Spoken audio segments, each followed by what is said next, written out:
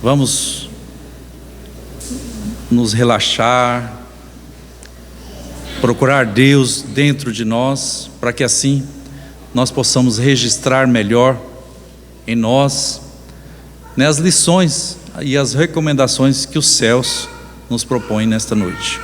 Então vamos orar, agradecendo a Deus pela vida, pela nossa existência aqui nesse planeta, pela força que Ele tem nos dado, a qual nos sustenta, e chegamos até aqui, por causa da misericórdia e a bondade divina, expressada em cada coração que ao nosso tem acolhido e suportado.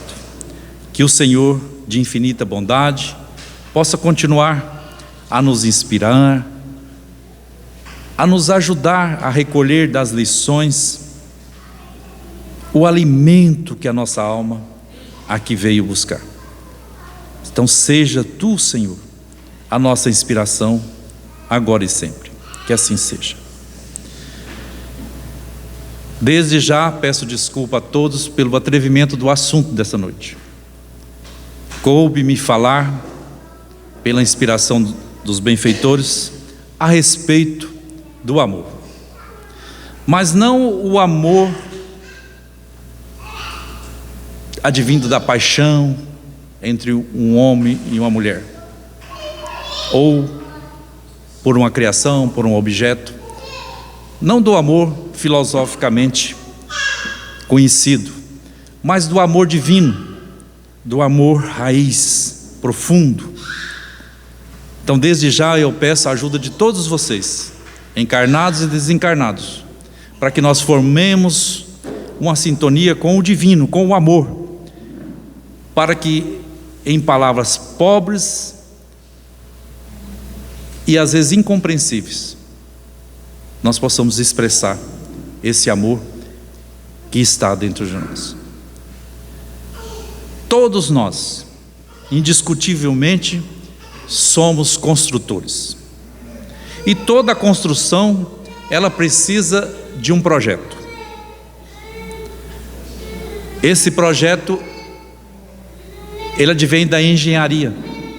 O engenheiro vai calcular ali os materiais adequados para suportar todo o peso e o tempo da construção.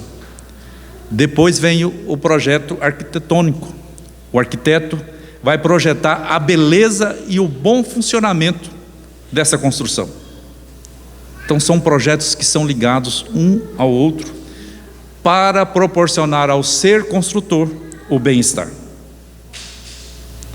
E é isso que nós estamos fazendo aqui nesse planeta, nesse corpo físico. Mas antes,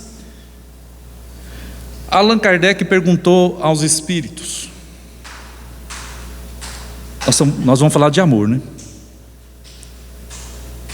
E João, na mais profunda definição de Deus, o que é Deus, ele disse, João, o evangelista, que o amor é Deus. Deus é o amor. Esse amor profundo que nos fornece todo o material para esse projeto de construção que somos nós. Cada um já deu uma olhada no que já está construído, nos alicerces, onde foi colocadas as janelas do seu eu nesse momento. Nós estamos dando uma olhada. Não está terminada a obra, está começando. E para começar nós temos que começar a entender o que é esse material. Deus. Na questão número 1, Allan Kardec pergunta aos espíritos: o que é Deus? Já tirando do nosso pensamento aquela figura de um ser, de um velhinho, da barba grande, branquinha, sentado num trono de ouro, cheio de pedrinhas de diamante, a nos dizer o que é certo e o que é errado. Eu amo esse eu não amo porque não faz a minha vontade. Então são pensamentos de alunos do primário, e nós estamos ocupando já cadeiras, às vezes do secundário, de uma segunda série, já capaz de compreender um pouco mais. Então Então, por isso que os Espíritos nos alcançam. Talvez a gente fica pensando, mas por que eu vim numa casa espírita? É porque você já tem condições de compreender e entender um pouco além daquilo que as outras escolas têm nos ofertado amorosamente. Porque foi essas escolas que nos trouxeram até aqui. Então nós não podemos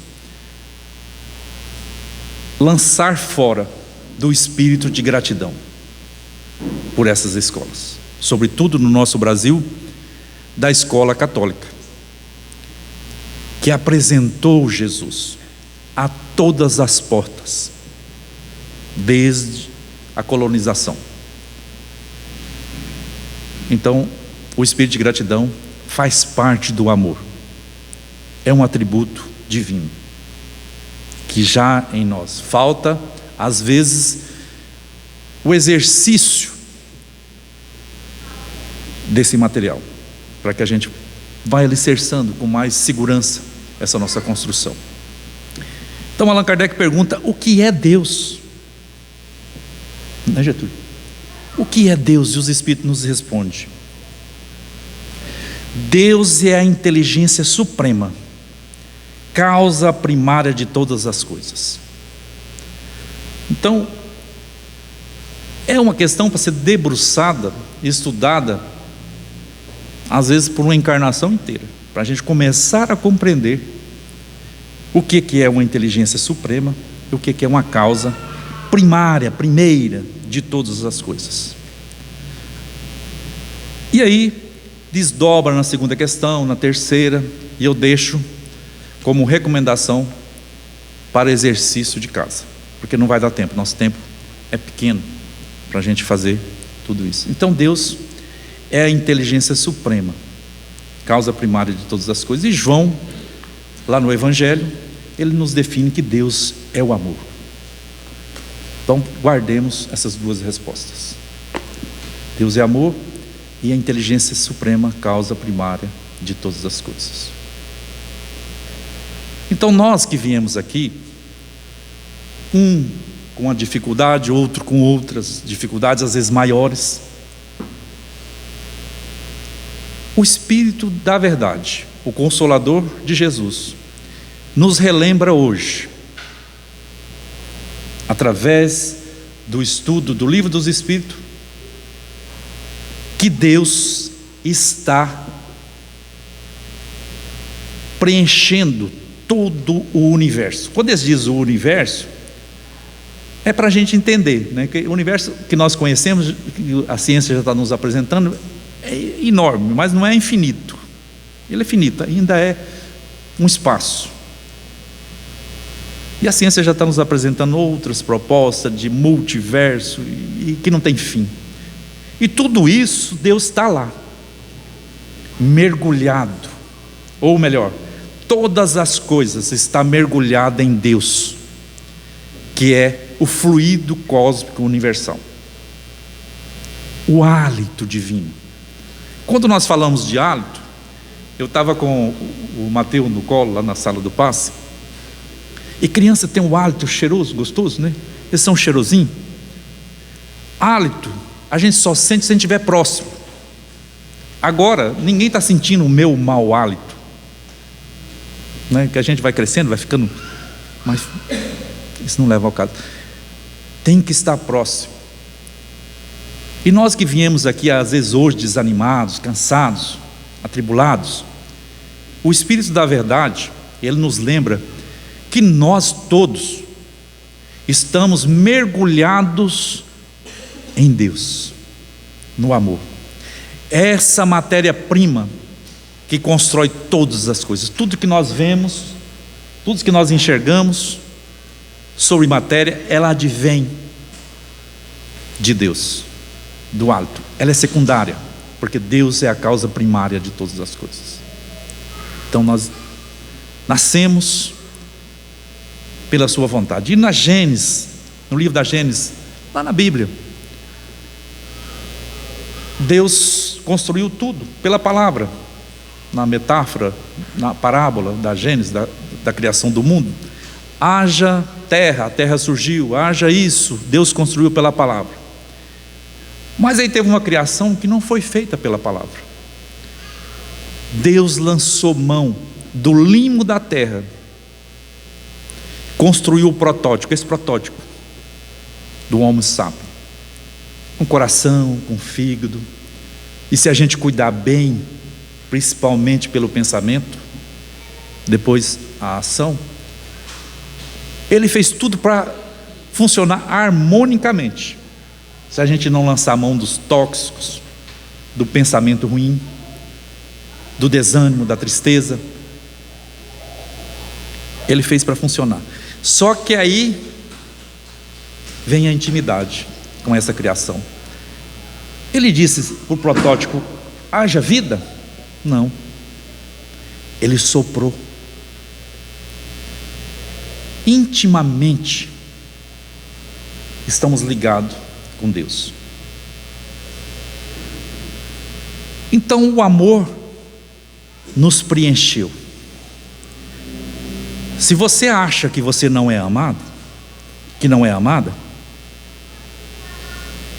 imagina uma piscina e você com bastante calor, você mergulha nela. Mergulha nesse amor hoje que você vai experimentar. Você já está dentro da piscina do amor de Deus. Só basta a gente perceber, procurar, através do exercício dos atributos divinos, que está em nós também, essa percepção do amor de Deus. Ah, mas as coisas não estão dando certo. É porque a gente não está fazendo corretamente, não estamos esforçando o suficiente para a gente alcançar aquilo, ou aquilo ainda não é necessário. Às vezes até um cortezinho nesse momento, porque nós somos ainda pedintes de altas coisas que nós não damos como te carregar. Queremos todos ser igual Chico Xavier, mas não queremos ter a vida que ele levou. A entrega, as noites sem dormir, os espíritos de noite acordando ele, quem sabe, né? Só ele sabe, só ele que dava conta. Então, o Marcelo estava falando, somos filhos únicos. Cada um de nós é uma obra-prima única da divindade. Então, quando nós temos um projeto de amor, vamos falar dos nossos projetos de amores aqui da terra. Por exemplo, a formação de uma família começa pelos namoros, aquela paixão ardente, aquela coisa toda. E aí, às vezes, cria asa materiais que precisa ser tirado para esculpir esse amor. Por exemplo, Baudin, um escultor muito famoso, entregaram para ele lá uma pedra e falou para ele: queremos que você esculpe aqui o nosso rei. E aí ele trabalhou o tempo necessário naquela pedra e ele entregou a encomenda com a expressão fidedigna do rei. E aí foram parabenizar ele, dizer: nossa, mas você fez um bom trabalho. Olha a expressão do rei nessa pedra, que maravilhosa, parece até que tem vida. Tem umas obras assim, né? Que você olha e aí você vai acompanhando, parece que ela vai te olhando, né? De tão perfeita que é. E o escultor, ele pode fazer 10 obras parecidas, mas todas são únicas. E nós somos escultores de nós mesmos, somos únicos, e o cinzel está na nossa mão. E aí ele sabe qual a resposta que ele deu? Em vez dele ficar inchado, igual se fosse nós, as condições nossas, ficar todo cheio, ele falou: não, a expressão do rei já estava aí, eu só tirei os excessos da pedra. A expressão dele já estava aí. Olha a visão. Ele já, a hora que entregou a pedra para ele, ele já viu o rei ali. Ele só tirou os excessos ali, e aí ficou a expressão do rei. Então o amor de Deus, o amor já está em nós, desde a nossa criação.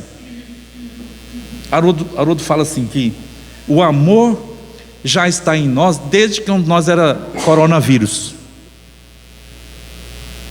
Desde quando a gente era um coronavírus, um verme, Deus já nos amava, nós já estava mergulhado lá. Então, quando a gente vai tomando ciência disso, trazendo para dentro do nosso coração, a gente deixa de ser solitário, vai deixando de ser marrento, teimoso, vai vendo o quanto o perdão nos beneficia e abre caminho para o outro, porque nós soltamos ele para ele caminhar. Então, o amor está em nós e nós estamos no amor. Basta que a gente vai tirando os excessos, excesso de raiva, de ciúme. No meio espírita ninguém tem ciúme, né? Todo mundo já é ciente que ninguém é de ninguém e que somos todos companheiros. No meio espírita não tem o espírito do controle do outro, de ser dono, ao ponto do marido perguntar para a mulher assim: bem, o que eu gosto mesmo de comer?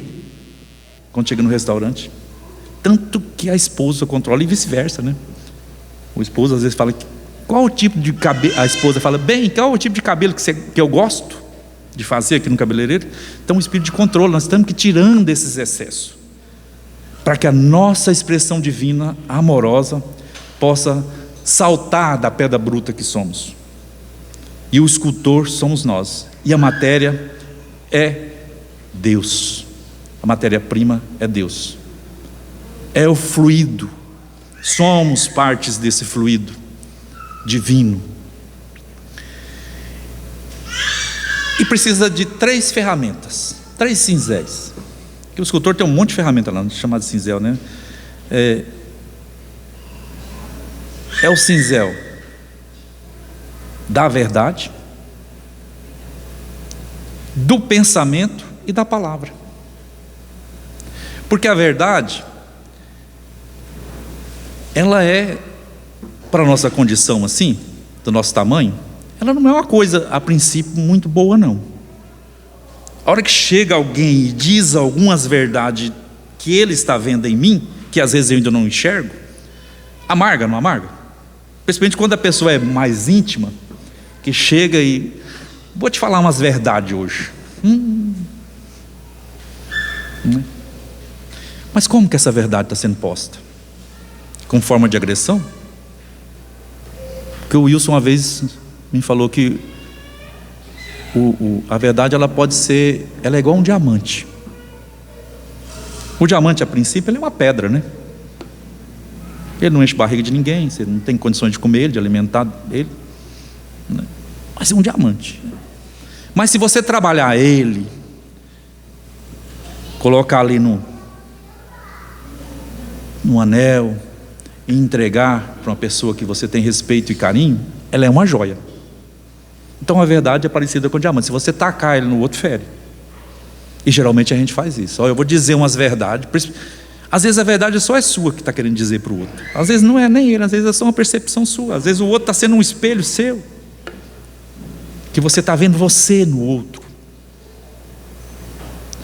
O bacana da gente saber de tudo isso é que nós estamos mergulhados, todos nós, toda a criação, desde o verme até os arcanjos, como diz Emmanuel, estamos mergulhados em Deus, no amor. O que não é muito bacana é a gente saber que o outro também está, principalmente a sogra, né? Quando a gente fala sogra é só para brincar, mas a sogra pode ser aquele que eu odeio, aquele que eu invejo, aquele que eu persigo, né? Ele também é amado por Deus, do mesmo tantinho que eu sou, como diz os mineiros, do mesmo tantinho, aquela pessoa que eu amo, que eu gosto, e aquele que eu ainda não consigo gostar, ele é amado por Deus. Que bom que é assim, né? Porque senão a gente controlava Deus, e a gente tem essa pretensão de estar controlando Deus. Deus me escolheu, eu sou um escolhido. Nada, escolheu o outro também. É verdade que você foi escolhido, mas o outro também foi. Todos.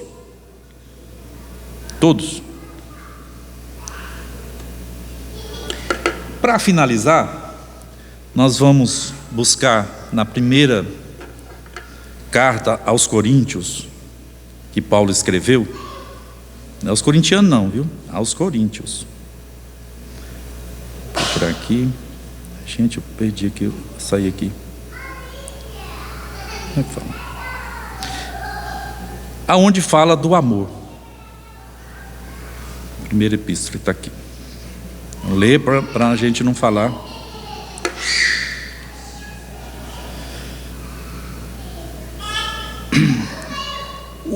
O primeiro capítulo dessas cartas, o capítulo 3 da primeira epístola aos Coríntios, fala sobre o amor. O amor, sem amor, eu poderia falar a língua dos anjos e dos homens, que nada adiantaria. Que o amor suporta todas as coisas. Essas já são as características. Então nós já sabemos que sem amor nós podemos ficar o dia inteirinho distribuindo sopas, almoço para as pessoas, dizendo: anda logo com a fila aí, ó. Ou, você não vai sair dessa não? Cobrando o outro, tal ali. Se ele não colocar, pode estar bem feitinha, colocada a pimenta, o sal, o alho ali, o tempero certinho, o cozimento na hora certinha, na temperatura certa, no vasilhame correto. O salão, a sala de jantar pode estar arejada, pode ter o melhor suco para acompanhar. Mas se você não doar a gratidão por poder estar servindo, não doar um pouco de amor, Paulo nos lembra que nada disso adianta. Não adianta você chegar lá no céu e falar: olha, eu servi 200.013 pratos lá na cozinha do Jardim das Flores, aos domingos, durante a minha encarnação. Você contabilizou certinho. O amor não contabiliza. Você não conta. Você não conta o amor. E nos casais, por exemplo, a gente vê uma solicitação: venha ficar comigo para me fazer feliz, me ame para me fazer feliz. Poucos a gente ouve ou percebe: deixe eu estar contigo para que eu possa te fazer feliz. Doar, nós só queremos receber. O amor suporta porque ele é a causa primária de todas as coisas. É a coisa mais forte, mais sólida nessa construção. É a matéria-prima dessa construção da felicidade que nós tanto almejamos. E aí Paulo vai dissertando nesse capítulo 13 da primeira carta aos Coríntios, que o amor perdoa, que o amor releva. Tudo isso são matérias-prima para a gente ir colocando e tirando a raiva, o ódio, a falta de perdão. Esses são os excessos dessa pedra bruta que ainda somos. Aí nós vamos esculpindo. Daqui a pouco às vezes é alguns bilhões de anos, viu? Mas para nós que somos feitos imortais, tem uma eternidade aí para frente para viver, é bem ali. Daqui a pouco nós estamos com a expressão do Rei, que é a finalidade, o fim de todos nós, espíritos criados pela sua vontade e recebido o seu hálito, o seu sopro, a sua intimidade, a sua alma, vamos dizer assim poeticamente, né? Então, coloquemos em nosso coração e em nossa consciência: somos um projeto divino, amoroso, estamos de posse de toda a matéria para essa construção. Basta que nós nos esforçamos, principalmente com a lida com o outro. O outro chega na nossa vida, é preciso que nós renunciemos um pouco de nós e recebamos um pouco do outro, e assim o outro faz isso, e aí nós teremos um mundo feliz, né? Esse mundo pode ser íntimo, porque um mundo infeliz, ele pode estar em qualquer espaço e tempo. Ele é feliz. Nós vimos Jesus vivendo aqui na terra com todos aqueles percalços, passando por todas aquelas tribulações, incompreensão, dificuldade de compreender, mesmo daqueles que estavam esforçando, mais próximo, até o enfrentamento do seu assassinato. E ele continuou feliz, porque ele já era um mundo feliz. E no livro Fonte Viva, escrita por Emmanuel através das mãos de Francisco Cândido Xavier, na lição 30, dado o título de Educa, porque construir é educar. A gente vai educando a nossa raiva, nosso mau temperamento, a nossa preguiça, a nossa dificuldade para isso, aquilo outro. Nós vamos educando isso aí, nós vamos transformando isso aí, colocando na linha com o Espírito Santo.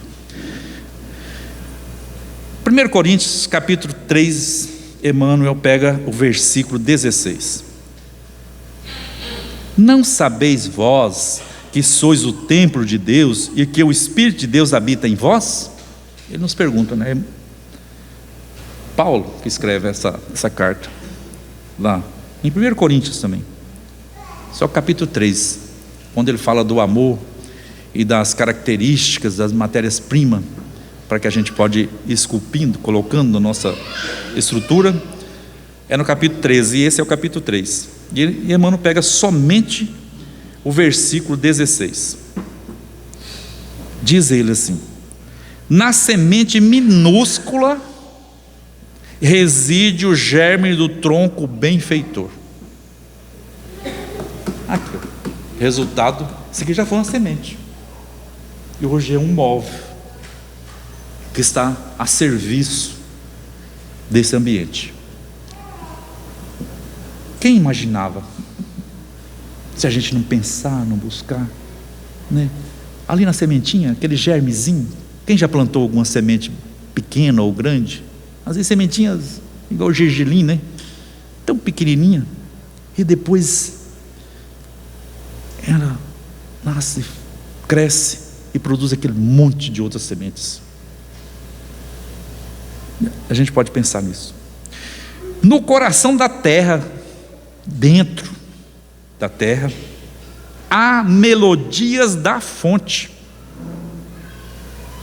Agora, quando nós vemos a nascente, né? Principalmente aquelas nascentes maiorzinhas, eu nunca vi uma nascente grandona. As maiores, às vezes, de 1 polegada, 2 polegadas de água que saindo. A gente vai pensar nisso. Dentro do coração da terra já havia esperança, melodia, esperança de nascer a fonte. E essa fonte vai recebendo outras, vai recebendo, até formar os grandes rios que vão buscar a plenitude que é o mar.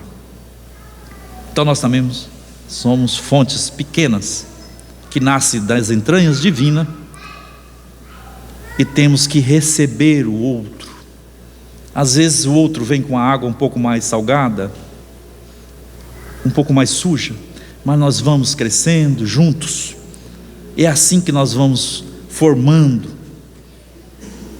essa instituição que nós chamamos de família, que tem nos acolhido e sustentado, e que nós precisamos lutar por ela, dentro dos princípios que o Cristo nos estabeleceu. No bloco de pedra há obras-primas de estatuário.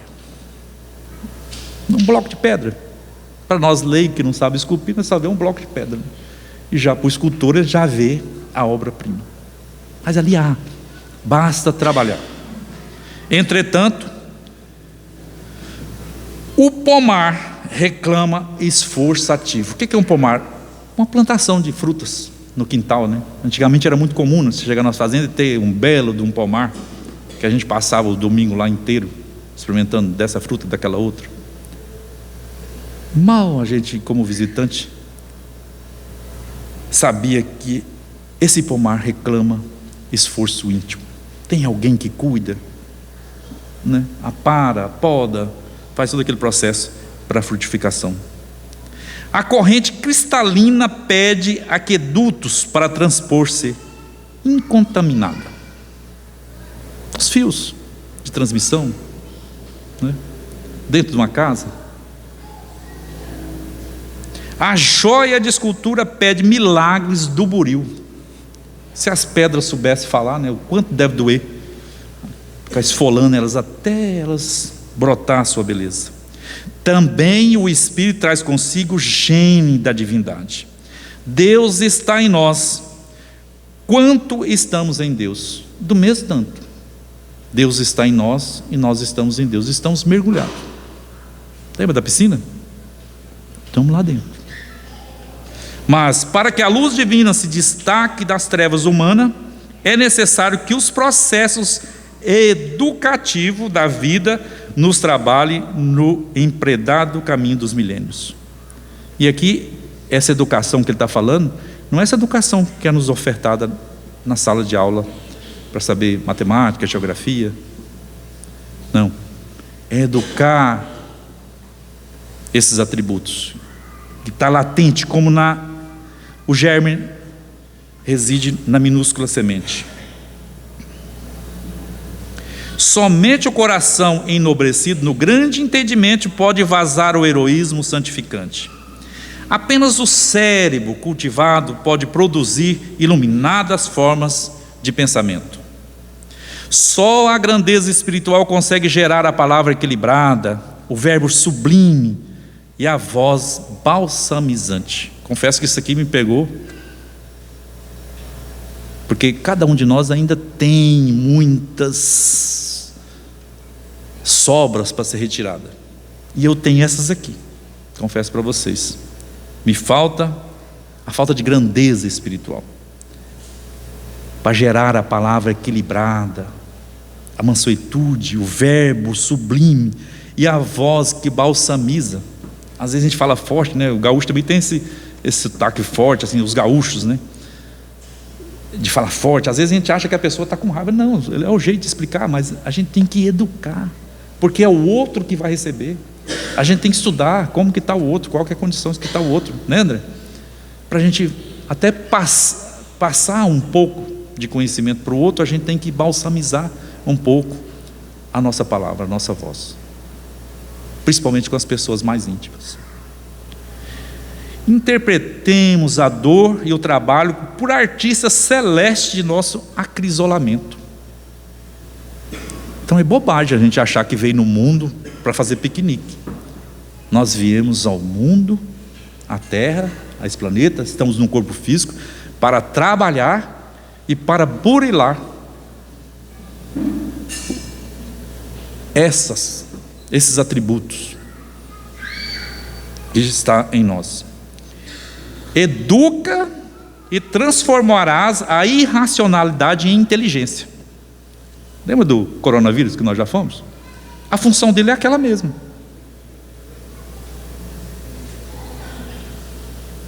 E aí, através dos milênios, nós vamos educando e transformando a irracionalidade, a brutalidade, a violência, em inteligência.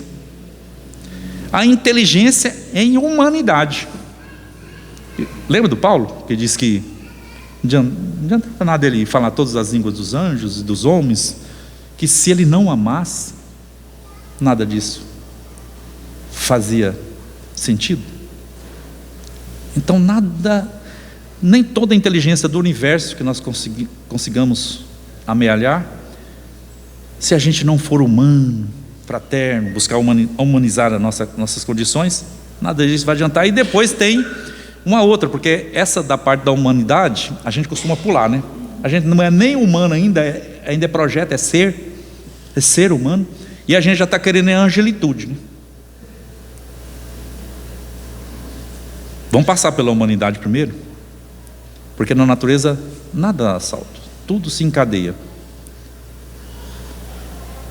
E a humanidade em angelitude. Quando a gente for humano, aí nós vamos buscar a angelitude. E os espíritos superiores dizem que a hora que nós chegamos na angelitude, aí começa a nossa evolução, amor e inteligência. Aí começa mesmo, porque aí nós estamos dono de nós mesmos. Temos a racionalidade, a humanidade e a angelitude, que já é a percepção do amor, que hoje a gente só imagina o que é esse amor, né? Educa, o benfeitor nos recomenda, educa, e edificarás o paraíso na terra. Então, se a gente for educar bem os nossos filhos, através do nosso exemplo, persistência, arrumar um verbo sublime, uma voz balsamizante, um bom exemplo, nós vamos edificar o paraíso na terra. Porque eu vou fazer assim com os meus filhos, você vai fazer com os seus. Daqui a pouco nós temos uma geração prodígio, forte, amorosa e humanitária. Se sabemos que o Senhor habita em nós, aperfeiçoemos nossa vida, a fim de manifestá-lo. Estão vendo a escultura? Que era um bloco de pedra, que foi entregue ao escultor, e um projeto. Então essa pedra está nas nossas mãos. Vamos trabalhar e educar, para que nós possamos expressar Deus e o amor em nós. Requer esforço, muito trabalho, dedicação, muita esperança. E agora que nós já sabemos que Deus está em nós e nós em Deus, nós vamos deixar para trás a ilusão da solidão,